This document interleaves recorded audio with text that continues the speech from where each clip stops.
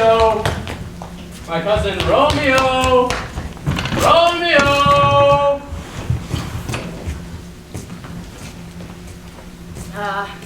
He is wise, and on my life hath stolen him home to bed. He ran this way and left this orchard wall. Call, good Mercutio. Nay, I'll conjure too. Romeo, humors, madman, passion, lover. Appear thou in the likeness of a sigh.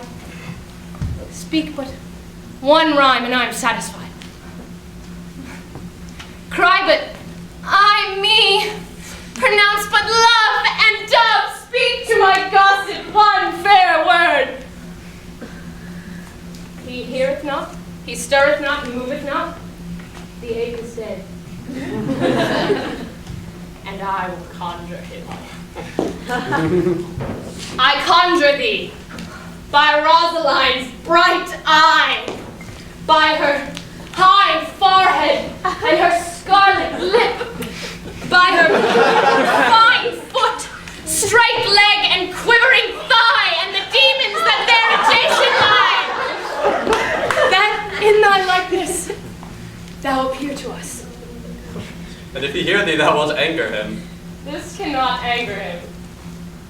'Twould anger him to conjure up some spirit in his mistress' circle of a strange nature, letting it there stand till she had laid it and conjured it down. That were some spite.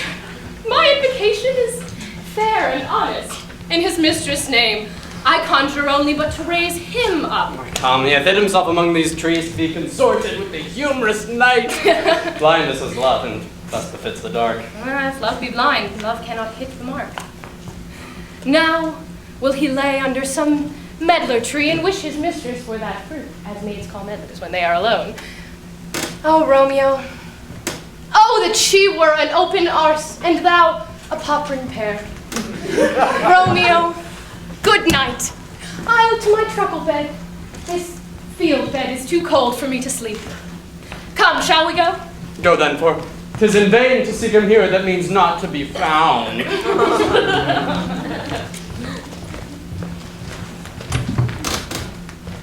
He dressed scars that never felt a wound. Softly like the yonder window breaks is the east. And Juliet is the sun. Arise, fair sun, and kill the envious moon, who is already sick and pale with grief that thou, her maid, art far more fair than she. Be not her maid if she is envious. Her vestal livery is but sick and green, and none but fools do wear it, cast it off. What is my lady? What is my love? Oh, that she knew she were. She speaks, yet she says nothing. What of that? Her eye discourses. I will answer it. I am too old, 'tis not to me she speaks. Two of the fairest stars in heaven, having some business, do entreat her eyes to twinkle in their spheres till they return. What if her eyes are there and they in her head? The brightness of her cheek would shame those stars as daylight doth a lamp.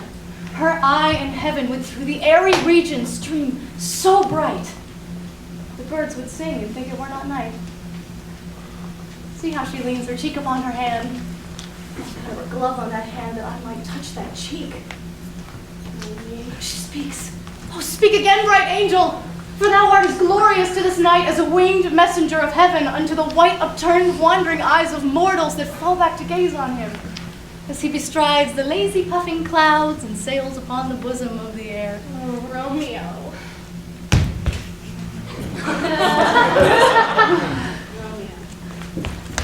Or art thou Romeo? Am I thy father and is thy name? Or if that were not, you have sworn my love and I'll no longer be a captive. Shall I hear more? Shall I speak of this? What thy name that is my enemy? Thou art myself, not Montague. What's Montague? It is nor hand, nor foot, nor arm, nor face. Be some other name belonging to a man. What's in the name? That which we call a rose, by any other name it smell is sweet, so Romeo. Be not Romeo called, retain that dear perfection which he doth know without the title. Romeo, doff thy name, and for thy name, which is no part of thee, take hold myself. Though I take thee at my word! Call me henceforth I will never be Romeo. What man art thou that dost disclaim the knights so blessed upon my counsel? Thy name, I know not how to tell thee who I am. My name, dear saint, is hateful to myself because it is an enemy to thee. Had I it written, I would tear the word. My ears have not yet drunk 100 words of thy tongue's uttering, and yet I know the sound. Are you not Romeo?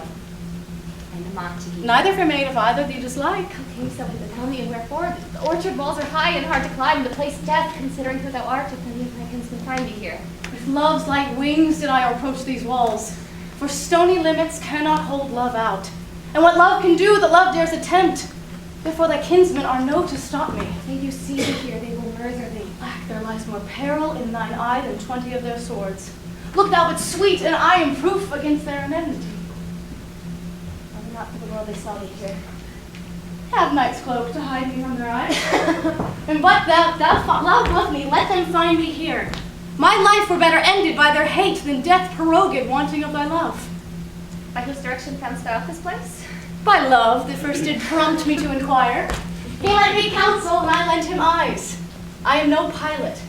Yet wert thou as far as that vast shore washed with the farthest sea, I should venture for such merchandise.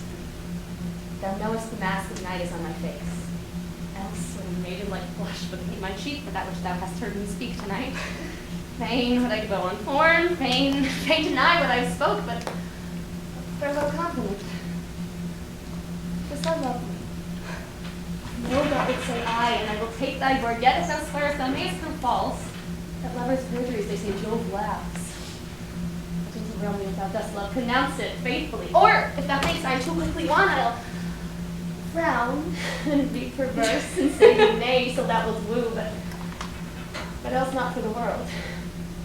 In truth, fair Montague, I am too fond. Therefore thou mayest think my behavior light, but trust me, gentlemen, I'll prove more true than those that have more cunning to be strange. I should have been more strange, I must confess. Else I know overhurts ere I was ware my true love's passions. Therefore pardon me, and not impute this yielding to light love, which the dark night so discovered. Lady, by yonder blessed moon I vow that tips with silver all these fruits Swear and not by the moon. But the inconstant moon that monthly changes its circled orb, lest thy love prove likewise variable. What shall I swear by? Do not swear at all. Or if thou wilt swear by thy gracious self, which is the god of my idolatry, and I'll believe thee. My heart's dear love. Then do not swear. Although I joy in thee, I have no joy in this contract tonight. It is too rash, too unadvised, too sudden. Too like the lightning which doth cease to be ere one can say it lightens. Sweet good night. This bud of summer's ripening breath may prove a beauteous flower when next we meet. Good night. Sweet repose and rest come to thy heart as that within my breast. Oh, wilt thou leave me so unsatisfied? What satisfaction canst thou have tonight? The exchange of thy love's faithful vow for mine. Well, I did give thee mine before thou didst request it. And yet I would it were to give again. Wouldst thou withdraw it? For what purpose, love? But to be frank and give it thee again.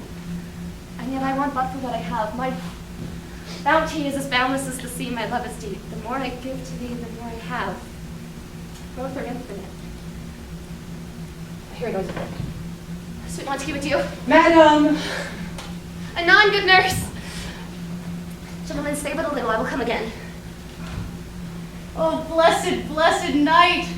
I am afeard, being a knight, that all this is but a dream, too flattering and sweet to be substantial. 3 words, dear Montague, and the good night indeed. If thy bent of love be honorable, thy purpose marriage, send word tomorrow by one I'll procure to come to thee, where and what time thou wilt perform the rite, and all my fortunes will lay at thy feet and follow thee, my lord, throughout the world. Madam! Anon I come, but if thou meanest not well, I do beseech thee. Madam! By and by I come to leave me to my straight life and leave me to my grief. Tomorrow I will send. So thrive my soul. 1,000 times good night. 1,000 times the worst to want by night. Love goes toward love, as schoolboys from their books. But love from love towards school with heavy looks. Romeo kissed. For Faulkner's voice to lure this tassel gentle back again. Bondage is hoarse and may not speak aloud. Else would I tear the cave where echo lies and make her airy tongue more hoarse than mine with repetition of my Romeo. It is my soul that calls my name. How silver sweet sound lovers' tongues by night, like softest music to attending ears. Romeo, My dear, what o'clock tomorrow shall I send to thee? by the hour of 9. I will not fail. Oh, 'tis 20 year till then. I forget I did call thee back. Let me stand here till thou remembers it. Well, I shall forget. To have thee stand there, remembering how I loved thy company. Then I shall stand here still to have thee forget again, forgetting any other home than this. 'Tis almost morning. I would have thee gone. And yet no farther than a wanton's bird that lets it hop a little from its hand, like a poor prisoner in its twisted gyves, and with the silken bring plucks it back again, so loving and jealous of its liberty. Would I were thy bird. Sweet, so would I. And yet I would kill thee with much cherishing. Good night. Good night. Parting is such sweet sorrow, that I should say good night till tomorrow. As sweet reposiness and loving heart is that within my breast. But I were sleep in peace, so sweet the rest.